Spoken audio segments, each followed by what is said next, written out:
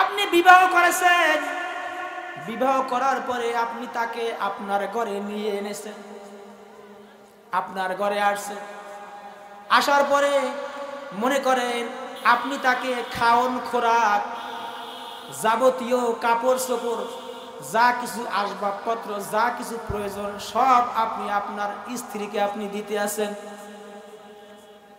সব কিছু আপনি দিতে আছেন, কোনো অঙ্গে কম না।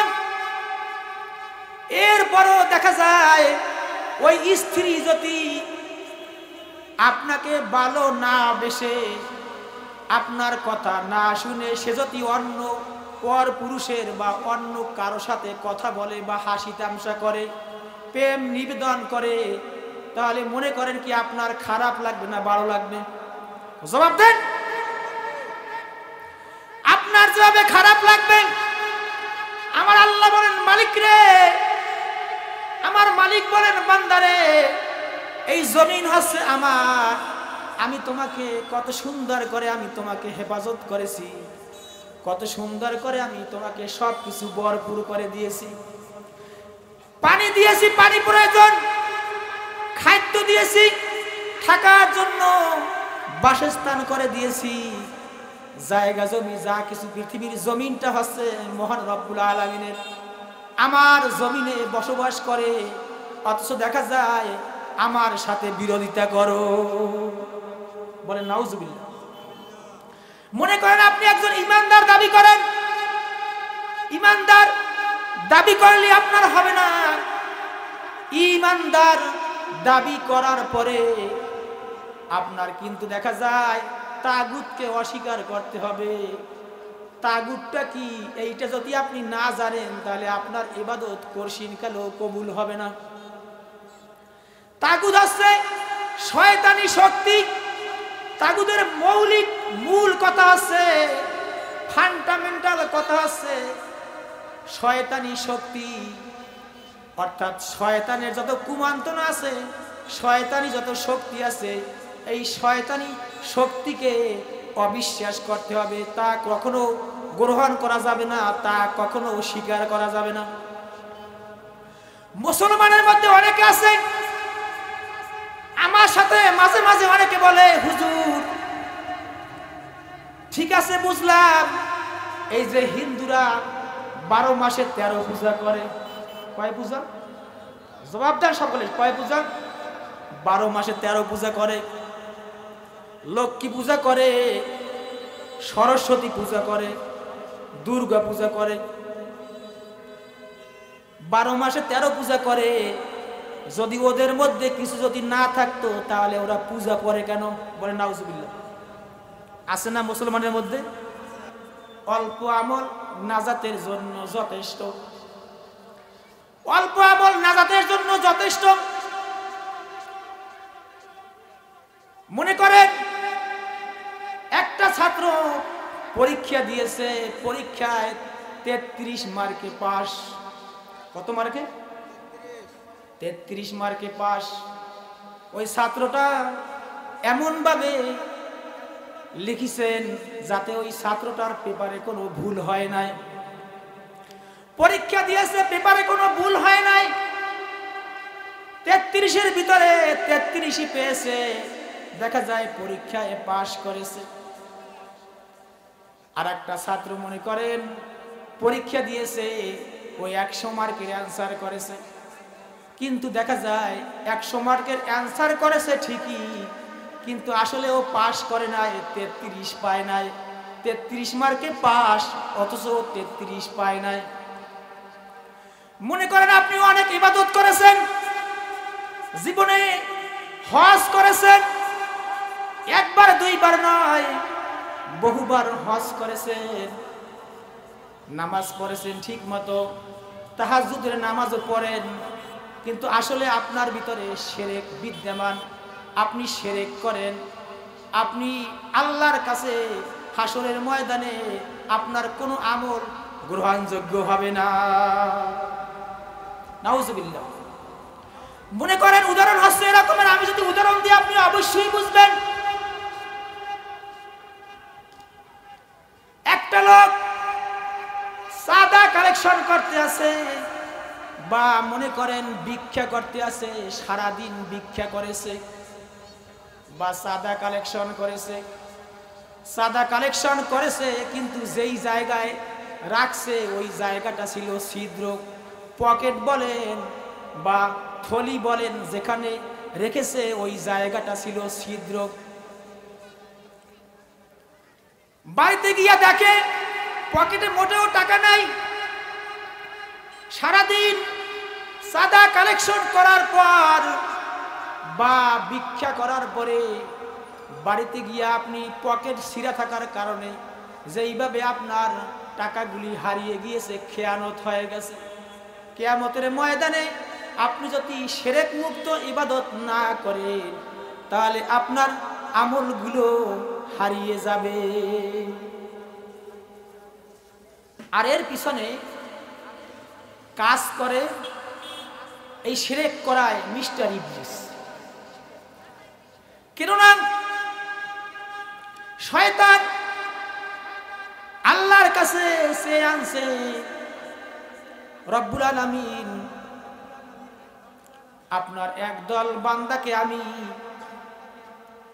আমার দলে শামিল করব। আল্লাহ রাব্বুল আলামিন এই কথাটা কুরআনুল কারীমের সূরা নিসার 18 নম্বর আয়াতে আল্লাহ তাআলা বলে দিয়েছেন,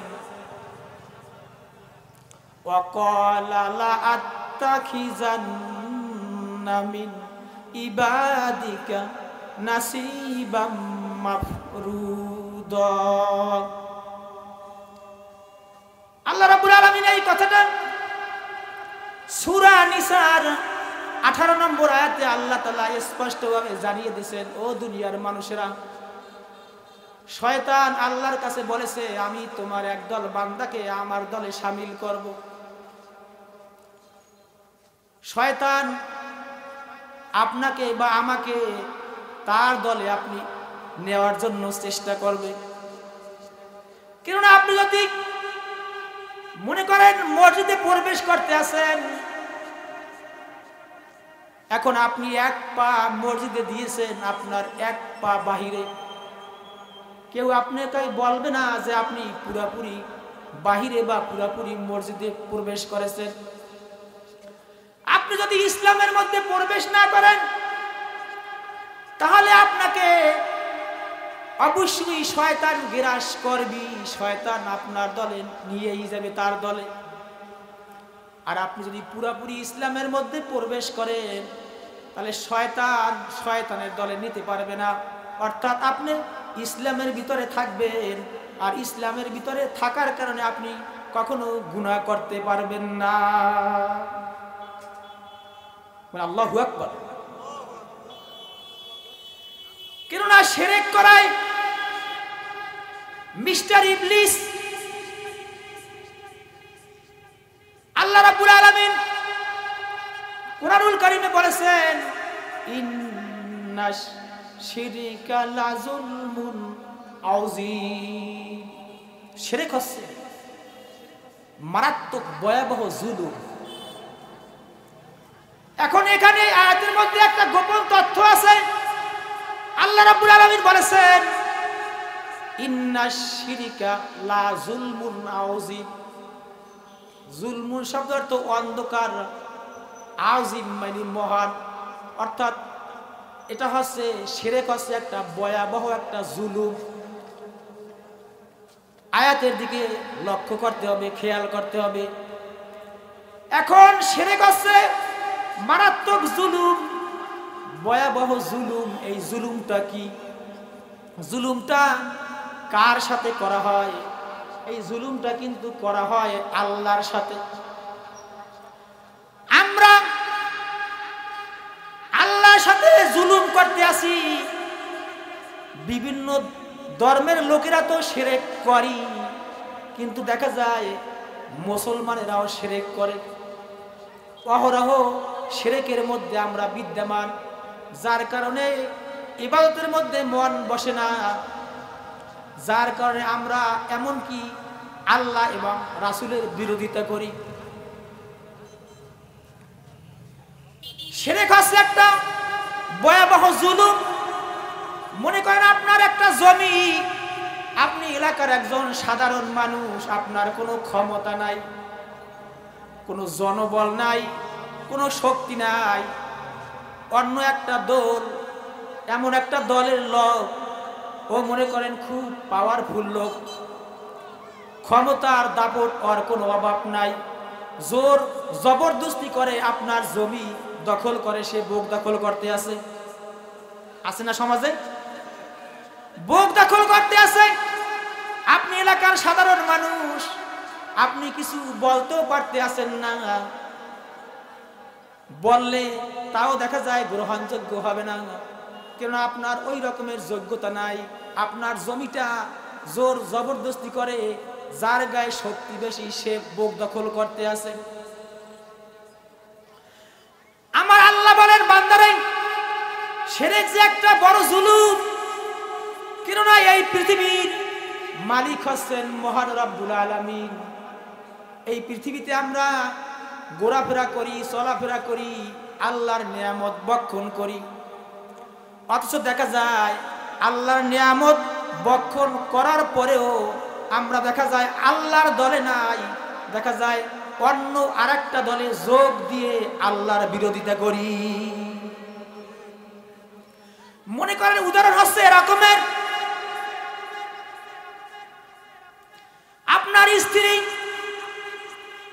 আপনি বিবাহ করেছেন, বিবাহ করার পরে আপনি তাকে আপনার ঘরে নিয়ে এনেছেন, আপনার ঘরে আসছে, আসার পরে মনে করেন আপনি তাকে খাওন খোরাক, যাবতীয় কাপড় চোপড়, যা কিছু আসবাবপত্র, যা কিছু প্রয়োজন সব আপনি আপনার স্ত্রীকে আপনি দিতে আছেন,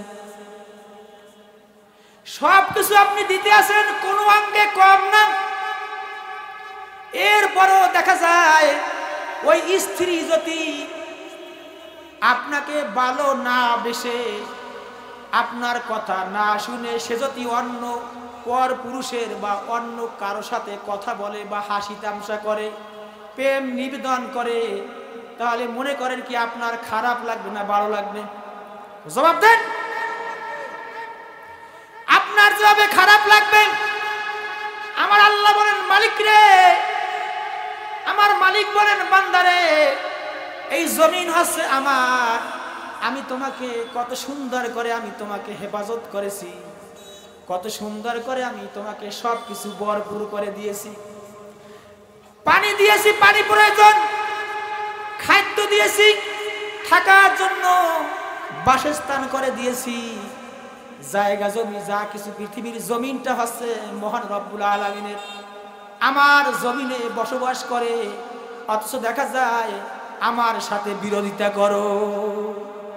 বলেন নাউজুবিল্লাহ। মনে করেন আপনি একজন ইমানদার দাবি করেন, ইমানদার দাবি করলে আপনার হবে না, ইমানদার দাবি করার পরে আপনার কিন্তু দেখা যায় তাগুতকে অস্বীকার করতে হবে। তাগুতটা কি এইটা যদি আপনি না জানেন তাহলে আপনার ইবাদত করসিন কালেও কবুল হবে না। তাগুত হচ্ছে শয়তানি শক্তি। তাগুতের মৌলিক মূল কথা হচ্ছে, ফান্ডামেন্টাল কথা হচ্ছে শয়তানি শক্তি, অর্থাৎ শয়তানের যত কুমন্ত্রণা আছে, শয়তানি যত শক্তি আছে, এই শয়তানি শক্তিকে অবিশ্বাস করতে হবে, তা কখনো গ্রহণ করা যাবে না, তা কখনো স্বীকার করা যাবে না। মুসলমানের মধ্যে অনেকে আছে, আমার সাথে মাঝে মাঝে অনেকে বলে হুজুর ঠিক আছে বুঝলাম, এই যে হিন্দুরা 12 মাসে 13 পূজা করে, কয় পূজা? জবাবদার সকলে, কয় পূজা?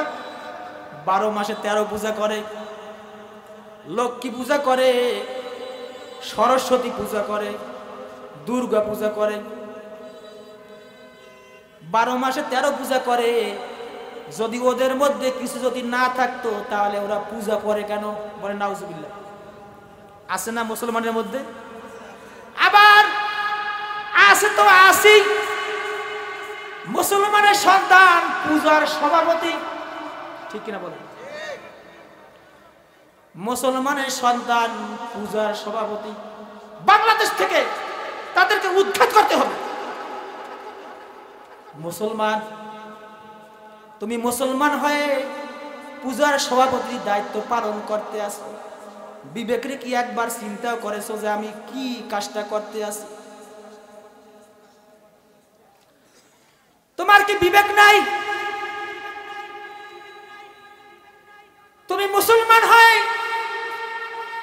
অথচ দেখা যায় হিন্দুদের পূজার সভাপতি, আবার দেখা যায় তাদের অনুষ্ঠানে আবার চা দাও দেয়, আছে না? আপনি যদি একটা পয়সা দেন, একটা পয়সা তো বোঝেন, 100 টাকা, 1 টাকার 100 ভাগের 1 ভাগ হচ্ছে 1 পয়সা। আপনি যদি একটা পয়সাও দেন, কিয়ামতের ময়দানে 70 ওয়াক্ত কবুল নামাজের সব আপনার বরবাদ হয়ে যাবে। বলে নাউজুবিল্লাহ। জীবনে কয় রাকাত নামাজ কবুল হয়েছে বলতে পারেন? এই সৃষ্টিকর্তা হচ্ছেন আল্লাহ। আপনার চিন্তা করতে হবে। মনে করেন আমার বয়স 34 বছর চলতে আছে, আমি ছোট্ট কাল থেকে আমি দেখলাম ওই পূর্ব দিক থেকে সূর্যটা উদয় হইতে আছে, আবার পশ্চিমে অস্ত যায়। মনে করেন বাংলাদেশে প্রভাবশালী দল হচ্ছে 2টা। কয়টা? একটা হচ্ছে বিএনপি আর একটা হচ্ছে আওয়ামী লীগ। এখন দল হচ্ছে 2টা, এই জন্য আপনি দেখবেন গ্যাঞ্জামের কোনো অভাব নাই। 5 বছর পরই দেখা যায় আওয়ামী লীগ ক্ষমতায় থাকলে বিএনপি বলে এবছর ক্ষমতায় আমার যাওয়া লাগবে। আবার দেখা যায় বিএনপি যদি ক্ষমতায় থাকে 5 বছর পর আওয়ামী লীগ বলে এবছর ক্ষমতাটা আমার লাগবে। আমার আল্লাহ যদি একজন না হতো তাহলে ওই যে সূর্যটা পূর্ব দিক থেকে উদিত হয় আর পশ্চিমে অস্ত যায়, আর একজন সৃষ্টিকর্তা ইয়ে বলতো যে আমি এইবার সূর্যটা একটু উত্তর দিকে উড়াবো। আল্লাহু আকবার। কই কেউ তো এসে কখনো বলল না যে সূর্যটা এইবার আমি উত্তর দিক থেকে উঠাবো। কেননা আমার মালিক সৃষ্টিকর্তা হচ্ছেন আল্লাহ রাব্বুল আলামিন। বাংলার জমিনে বড় শিরককারী হচ্ছে আমাদের ববুজান।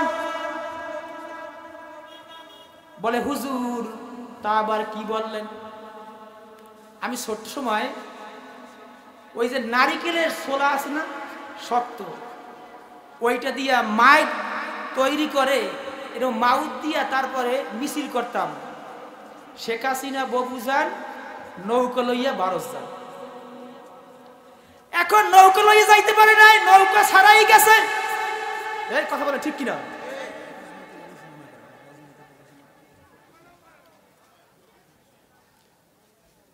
নৌকা ছাড়াই গেছে। কেননা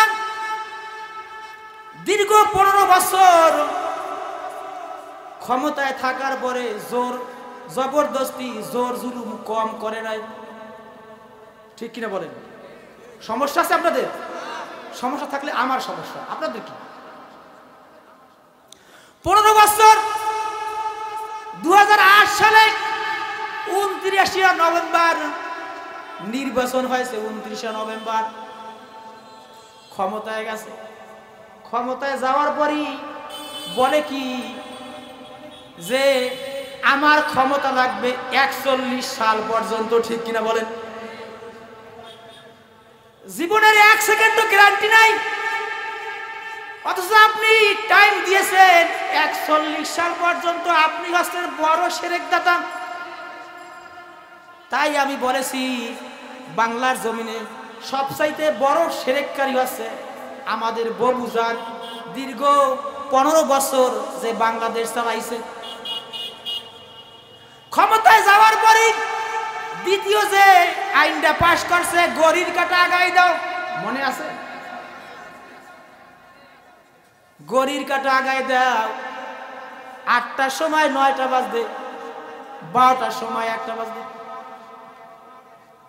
আমি একদিন এই কাঠালিয়াতে বেরোইছি, হাতে একটা কালো বেল্টের একটা ঘড়ি ব্যবহার করতাম।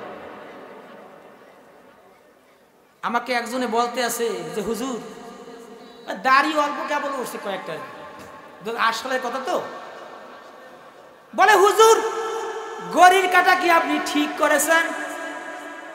বলে মানি,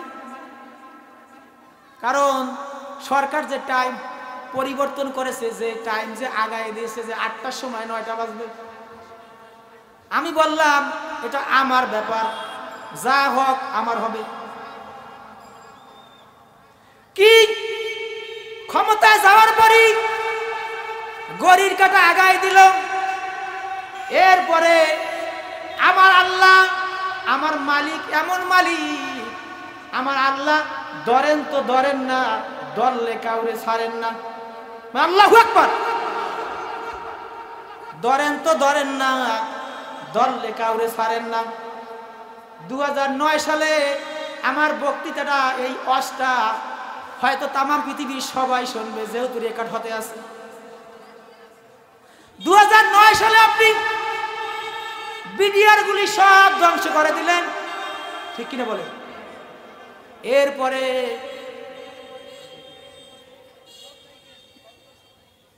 2013 সালে হেফাজত ইসলাম রে সব একদম ধ্বংস করে দিয়েছে, ৭৭, ঠিক আছে। এরপরে দেখা যায় 2018 সালে 2014 সালের 5ই জানুয়ারি নির্বাচন হইল। কি গভীর রজনীতে সব ভোট দেওয়া শেষ। ভোট দিতে গেছি, কয় হুজুর আপনার ভোট দেওয়া শেষ হয়ে গেছে, ঠিক কিনা বলেন? আমার আল্লাহ বলেন আমি যারা ধরি ধরি তো ধরি না, ধরলে কাউরে ছাড়ি না।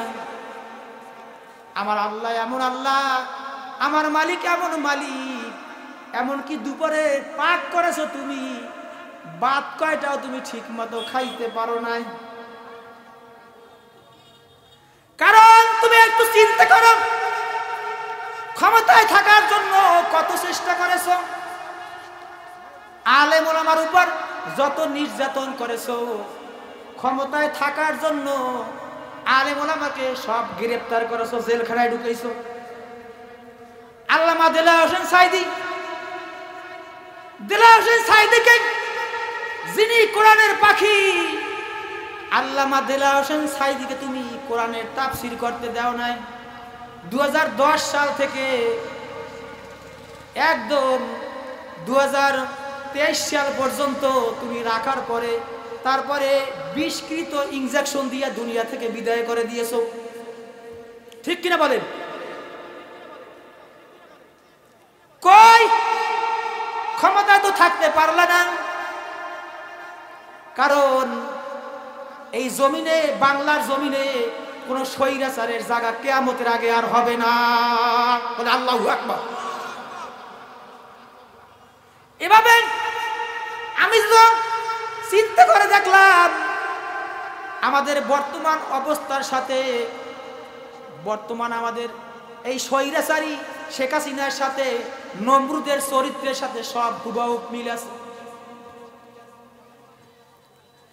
ইব্রাহিম আলাইহিস সালাম আজ থেকে 2160 বছর পূর্বে আমি হিসাব করে দেখেছি, এ হিসাবে 4124 বছর হয়। 4124 বছর পূর্বে ইব্রাহিম আলাইহিস সালাম, জাতির পিতা ইব্রাহিম আলাইহিস সালাম জন্মগ্রহণ করেন।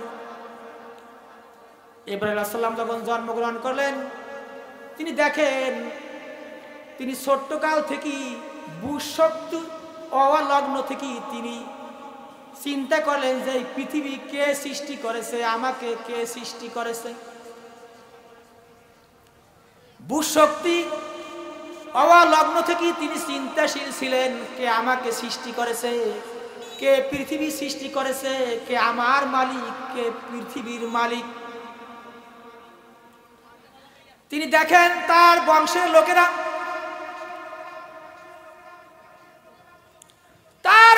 লোকেরা, মূর্তি পূজা করতে আছে, শিরক করতে আছে। কিন্তু ইব্রাহিম আলাইহিস সালাম ওই সময় দ্বীনের বুঝ পান নাই, ইসলামের বুঝ পান নাই।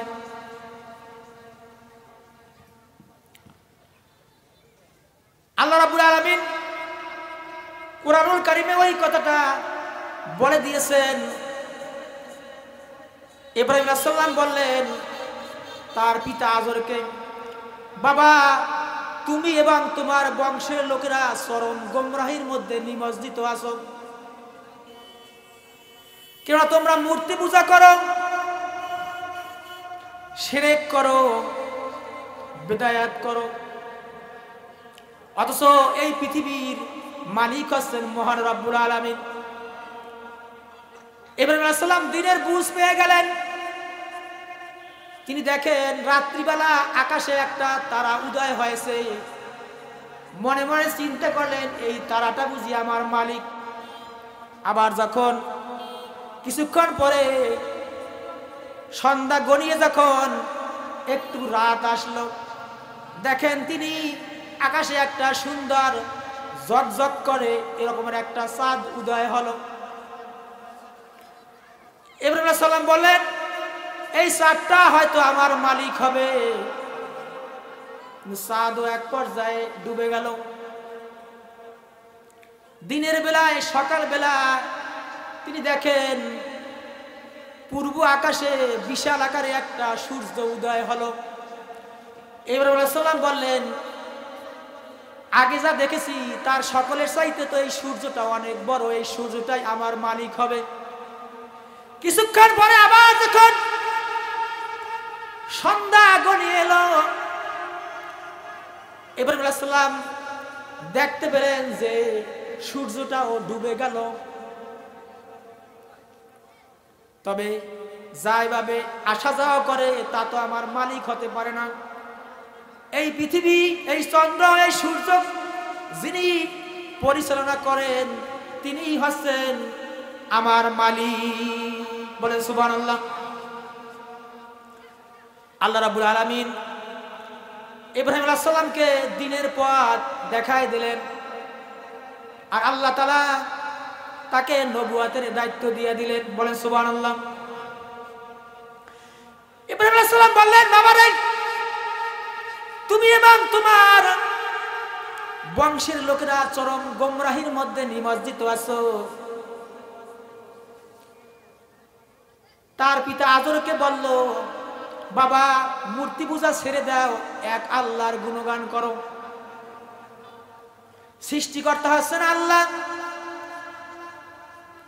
একথা ইব্রাহিম আলাইহিস সালাম যখন বললেন, তার বাবা বলল শোনো ছেলে, এটা হচ্ছে নমরুদের খোদা। কার খোদা? নমরুদের খোদা।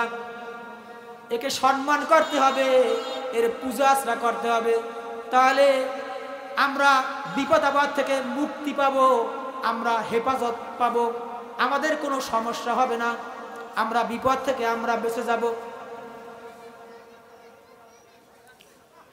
ইব্রাহিম আলাইহিস সালাম বললেন বাবা রে, কে তৈরি করেছে? কয় আমাদের খোদা নমরুদ তৈরি করেছে।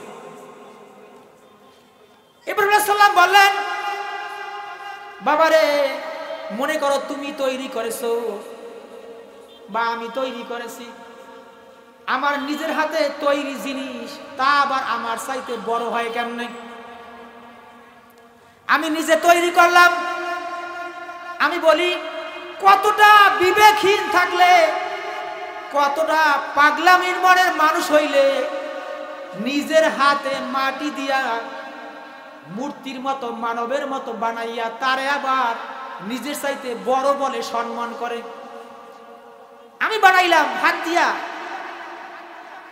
আমি হাত দিয়া যে জিনিস তৈরি করলাম ওই জিনিস তো আমার চাইতে বড় হতে পারে না। ইব্রাহিম আলাইহিস সালামের যুক্তি, তার পিতা আজর বলল, বাবা একে সম্মান করতে হবে, এর পূজা আশ্রা করতে হবে। বলে, বাবা এই সকল বন্ডামি বাদ দাও, এক আল্লাহর সামনে মাথা নত করো। আজর বলল, বাবা ইব্রাহিম তুমি যে কথা বলতে আছো এই কথা যদি আমার পূর্ব নমরুদ শোনে, বলে নাউজুবিল্লাহ, তাহলে তোমাকে মেরে ফেলবে। ইব্রাহিম আলাইহিস সালাম বললেন, বাবা আমি তোমাদের মূর্তিগুলোর শায়েস্তা করবই, অবশ্যই আমি শায়েস্তা করব। কিন্তু ইব্রাহিম আলাইহিস সালাম শায়েস্তা করার মতো কোনো সুযোগ পাইতে আসে না। ওই আরবে বছরে 2টা মেলা হতো, সকলে ইব্রাহিম আলাইহিস সালামকে দাওয়াত দিল, কিন্তু ইব্রাহিম আলাইহিস সালাম বলল, না আমি দাওয়াতে যাব না, আমি অসুস্থ। ইব্রাহিম আলাইহিস সালাম মানসিক দিক দিয়ে ওই সময় অসুস্থ ছিলেন। মনে করেন তার বংশের লোকেরা মূর্তি পূজা করতে আছে, দেব দেবীর পূজা করতে আছে, আর তিনি কেমনে সুস্থ থাকেন, কেমনে ভালো থাকেন, তিনি দেখতে আছেন আল্লাহর সাথে বিরোধিতা করতে আছে। তিনি বললেন, আমি অসুস্থ, আমি যাব না। মানুষের অসুস্থতা হচ্ছে 2 ধরনের। কয় ধরনের? 1 নম্বরে শারীরিক এবং মানসিক। ইব্রাহিম আলাইহিস সালাম মানসিক দিক দিয়ে অসুস্থ ছিলেন, বললেন তোমরা যাও, আমি যাব না, আমি অসুস্থ। সকলে গেল। তাদের ওই অনুষ্ঠানের একটা নিয়ম আছে, ওখানে সকলকে এক রাত্র যাপন করতে হবে। ইব্রাহিম আলাইহিস সালাম এই সুযোগে কেউ নাই, তিনি ওই মূর্তি ঘরে প্রবেশ করলেন। তার মার কাছে বললেন, মা আমার হাতে একটা কুঠাল দাও, আমি মূর্তিগুলি শায়েস্তা করব। মার কাছ থেকে জোর জবরদস্তি করে যেভাবে হোক কুঠাল নিয়ে আসছেন, লোহার কুঠাল। মূর্তি ঘরে ঢোকার পরে কিতাবের ভিতরে আছে বিভিন্ন বর্ণনা, বিভিন্ন রকমের 360টা দেবদেবী পূজা করতে ওরা, বলে নাউজুবিল্লাহ। কুঠাল হাতে নিয়া মূর্তি ঘরে প্রবেশ করে, একদম সব কুঠালের আগা দিয়া একদম তাকাইয়া সব একদম ধ্বংস করে ফেলছে, বলে আল্লাহু আকবার। শুধু একটা সবচেয়ে যে বড়, ওই বড়টারে রেখে দিয়েছে। বড়টার কাঁধে এরকমের কুঠালটা ঝুলাই রাখছে। শয়তান তোর বসে নাই, শয়তান যেভাবেই হোক তাদের ওই মজলিসে গিয়া জানাই দিল যে ইব্রাহিম তোমাদের মূর্তি ঘরে একটা মূর্তি নাই, সব ধ্বংস করে দিয়েছে। সকলে চলে আসলো। এত বড় সাহস কার হলো? এই সাহস ইব্রাহিমের ছাড়া আর কারো নাই। কেননা সে আমাদেরকে দ্বীনের দাওয়াত দিয়েছে, ইসলামের পথে দাওয়াত দিয়েছে, এক আল্লাহর দাওয়াত দিয়েছে, আমাদের বাপ দাদার বিরোধিতা করেছে। এই সাহস ইব্রাহিম ছাড়া আর কারো হতে পারে না, এটা ইব্রাহিমই করেছে। ইব্রাহিম আলাইহিস সালামকে জিজ্ঞেস করে যে এই কর্ম কে করেছে? কয় এই যে জীবিত আছে, যেটা আস্ত আছে তার কাছে জিজ্ঞেস করে। বলে ও কি কথা বলতে পারে? কথা বলতে পারে না, তারে আবার কি করে খোদা বলে ঘোষণা করে? কথা বলতে পারে না, হাঁটতে পারে না, খাবার দাও খাইতে পারে না। আমাদের বাংলাদেশটাকে ধ্বংস করছে না কি? প্রত্যেক জেলায় জেলায় বাস কাটছে। আর এক শ্রেণী আলেম, আলেম নামের বেআলেম এই বাস কার্যের বিরোধিতা করেছে আর বলেছে তোমার ঘরে মূর্তি নেই। পাগল যে কত প্রকার আছে। এটা হচ্ছে বাংলার জমিনটা হচ্ছে মুসলমানের জমিন। শতকরা যেখানে মুসলমান কম বেশি হতে পারে, সেই বাংলার জমিনে বাঁশকাজ তৈরি করো কোন সাহসে? ইব্রাহিম আলাইহিস সালাম তিনি বললেন, এই যে আস্ত আছে তার কাছে জিজ্ঞেস করো। বলে কথা বলতে পারে? ও কি কথা বলতে পারে না, তাকে আবার খোদা বলে কি করে ঘোষণা করি? ইব্রাহিম আলাইহিস সালামকে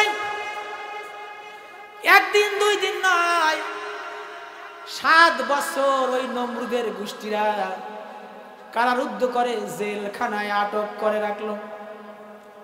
কিন্তু দেখা যায় 7 বছর রাখার পরেও দেখা যায় ইব্রাহিম আলাইহিস সালামের কিছুই হলো না।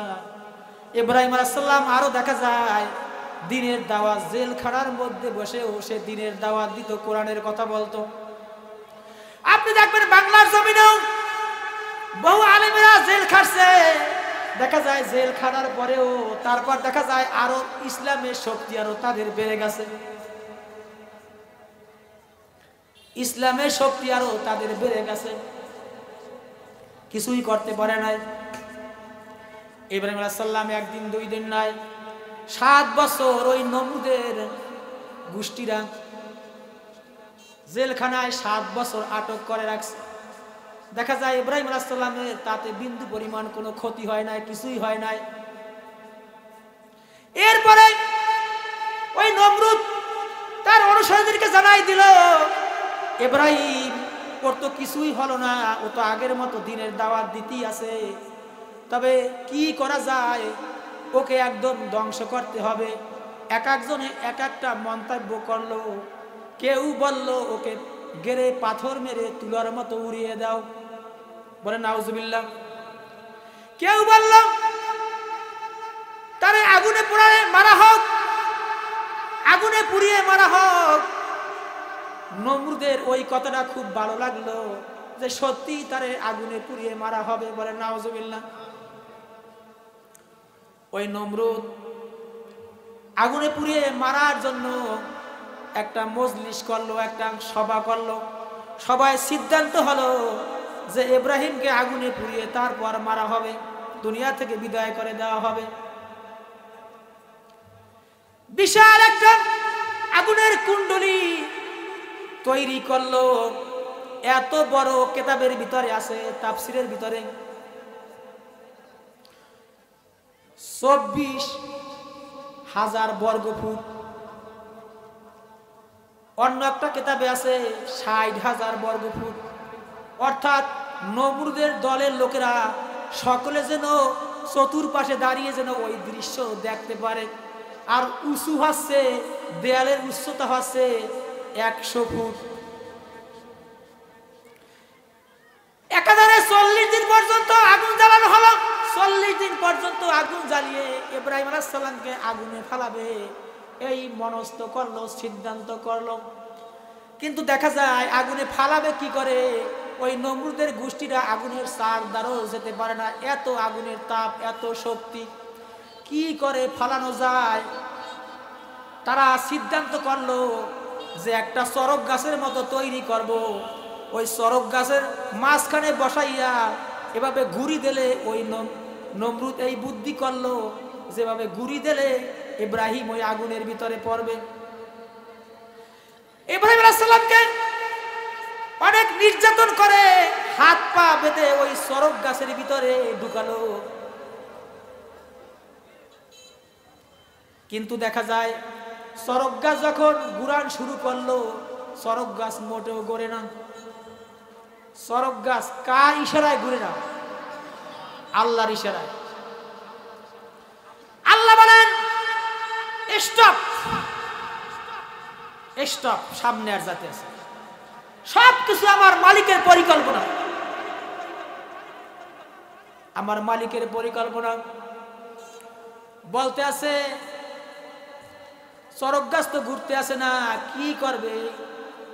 ইবলিস শয়তান ও তো আর বসে নাই, ও একটা বুদ্ধি দিল যে এই জায়গায় 40 জন নারী পুরুষ নিয়ে আসো, এরা যদি এখানে বসে কুকর্ম করে, কেননা এর চতুর্পাশ ফেরেশতারা পরিদর্শন করতে আসে, এই ফেরেশতারা চলে যাবে, তাহলেই দেখা যায় ওই চরক গাছ গোড়া শুরু করবে। বলে নাউজুবিল্লাহ। শয়তান যখন এই বুদ্ধি দিল, নমরুদ ঠিকই বেশ্যাপাড়া থেকে, বলে নাউজুবিল্লাহ, 40 জন নারী ও 40টা পুরুষ নিয়ে ওই কর্ম যখন করালো, ফেরেশতারা সবাই চলে গেল, চরক গাছ গোড়া আরম্ভ করলো। চরক গাছ গোড়া আরম্ভ করলো, আর যখন রশিতে ডিল দিল, তখন ইব্রাহিম আলাইহিস সালাম ওই আগুনের ভিতরে পড়লো। আল্লাহু আকবার। কিন্তু আল্লাহ রাব্বুল আলামিন জানায় দিলেন, কুলনা ইয়া নারু কুনি ওয়া বারদাও সালামান আলা ইব্রাহিম। আল্লাহু আকবার। আল্লাহ রাব্বুল আলামিন জানাই দিলেন, হে আগুন, ইব্রাহিমের জন্য আরামদায়ক ঠান্ডা হয়ে যাও। বলেন সুবহানাল্লাহ। দেখা যায় ইব্রাহিমের একটা পশমেরও ক্ষতি করতে পারলো না। সকলে নমরুদের গোষ্ঠীরা, তার দলের লোকেরা হাসাহাসি করতে আছে যে ইব্রাহিম তো শেষ হয়ে গেছে। কিন্তু দেয়ালের উপর দিয়ে তাকায় দেখে ইব্রাহিমের একটা পশমেরও ক্ষতি হয় নাই। আরো দেখা যায় আগুনের চতুর্পাশ ফুলের বাগানে পরিণত হয়েছে। বলেন সুবহানাল্লাহ। ইব্রাহিম আলাইহিস সালাম আগুন থেকে বের হয়ে আসলাম। বের হয়ে আসার পরে তার ঈমানি শক্তি আরো অনেক গুণ বেড়ে গেল।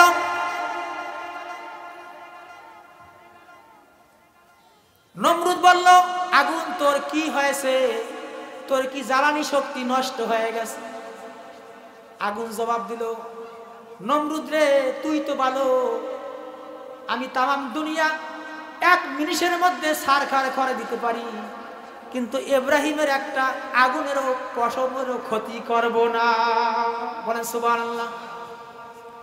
ইব্রাহিম আলাইহিস সালাম আগুন থেকে বের হয়ে আসলেন। আল্লাহ পাক বললেন, ইব্রাহিম, তোমার যে বিরোধিতা করেছে নমরুদ, নমরুদের কি তুমি ইসলামের দাওয়াত দাও। আল্লাহু আকবার।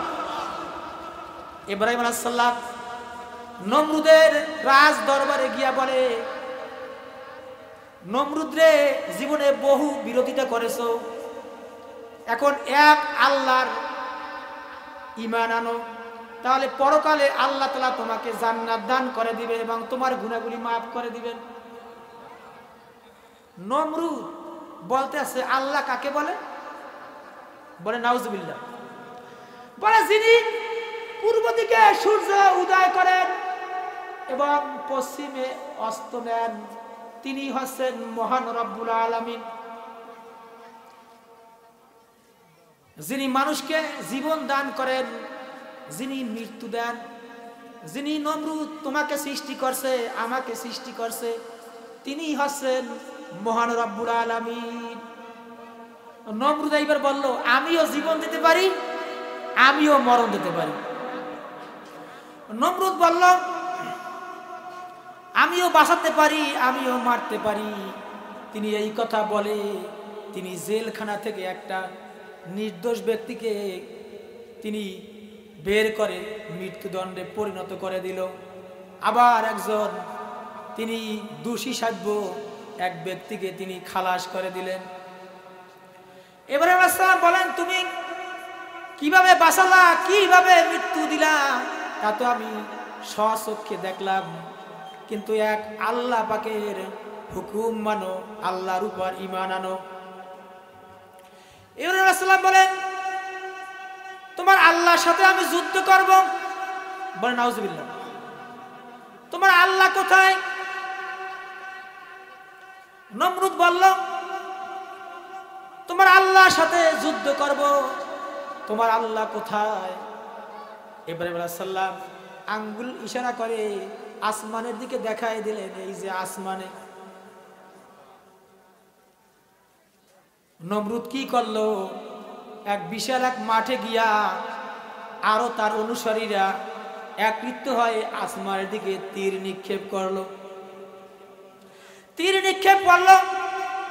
আল্লাহ বলেন, জিব্রাইল নমরুদের তীরের আঘাতে একটু লাল রং করে দাও। আল্লাহ রাব্বুল আলামিন নমরুদের সাথে একটু ঠাট্টা করলেন, তীরের আঘাতে একটু রং করে দিলেন লাল। তীরটা সামনে তুলে বলে, দেখো তোমার আল্লাহকে আমি মেরে ফেলেছি, ধ্বংস করে দিয়েছি। তোমার আল্লাহর কি কোনো বাহিনী আছে? ইব্রাহিম আলাইহিস সালাম বলেন, হ্যাঁ আমার আল্লাহর অবশ্যই বাহিনী আছে। ওই যে দেখো আকাশের দিকে আল্লাহ রাব্বুল আলামিন কোটি কোটি অগণিত মশা পাঠাই দিলেন, যাও নমরুদের বাহিনীকে ধ্বংস করে দাও। মাশা চলে আসলো, অগণিত মাশা, লক্ষ লক্ষ কোটি কোটি মাশার সাথে তারা কিভাবে যুদ্ধ করবে? অস্ত্র দিয়া তো তাদের সাথে আর যুদ্ধ করা সম্ভব না। আল্লাহ রাব্বুল আলামিন বললেন, মাশা তুমি এমন ভাবে আঘাত করবে যেন নমরুদের দলবল সব মিনিশের মধ্যে ধ্বংস হয়ে যায়। নাকের ভিতরে কানের ভিতরে যে যেখান থেকে পারছে নমরুদের বংশ সহ শেষ করে দিয়েছে। এখন নমরুদ একা জীবিত। নমরুদের এই নাকের ভিতর থেকে একটা ল্যাংড়া মশা, একটা দুর্বল মশা প্রবেশ করে ওর মস্তক কামড়ান শুরু করলো। অনুসারীকে বলল, আমার খুব যন্ত্রণা করে, ছটফট করতে আছে, যন্ত্রণার কারণে লাফালাফি করতে আছে। দেখা যায় এমনকি যন্ত্রণার কারণে নিজের মাথা নিজে দেয়ালের সাথে আঘাত করতে আছে। তার অনুসারীকে বললে, আমি কিভাবে সুস্থ হব? আমাকে তোমরা একটু মাথায় একটু আঘাত কর। আঘাত করে কিছুক্ষণ ভালো থাকে, আবার কিছুক্ষণ অসুস্থ হয়ে যায়। এভাবে আঘাত করতে করতে দেখা যায় তার এক ভক্ত এমন ভাবে দেখা যায় পায়ের জুতার খড়ম দিয়ে আঘাত করলো। এক আঘাতে নমরুদ দুনিয়া থেকে বিদায় হয়ে গেল। যারা আল্লাহর সাথে এরকমের করবে, আল্লাহ তাআলা তাদেরকে দুনিয়া থেকে মিনিশের মধ্যে ধ্বংস করে দেয়। ফেরাউনকে ধ্বংস করে দিয়েছে লোহিত সাগরে। কিতাবের ভিতরে অন্য কিতাবে আছে নীল নদের কথাও আছে। একদম সুবাইয়া গোষ্ঠী উদ্দেশ্য শেষ। নমরুদকে শেষ করে দিয়েছে ল্যাংড়া মশার মাধ্যমে। এভাবে যারা আল্লাহর সাথে স্বৈরাচারী করেছে, এই পৃথিবীতে 4 জন বাদশা তাম পৃথিবীর রাজত্ব করেছেন। 2 জন মুসলমান, 2 জন কাফের। 2 জন মুসলমান, সুলাইমান আলাইহিস সালাম একজন, আর বাদশা সেকান্দার, যাকে আমরা জুলকারনাইন নামে পরিচিত, জুলকারনাইন। আর 2 জন হচ্ছে কাফের, একজন হচ্ছে ফেরাউন আর একজন হচ্ছে বক্তে নসর। অনেক কথা, লম্বা কথা। যাই হোক, সময় আমার শেষ।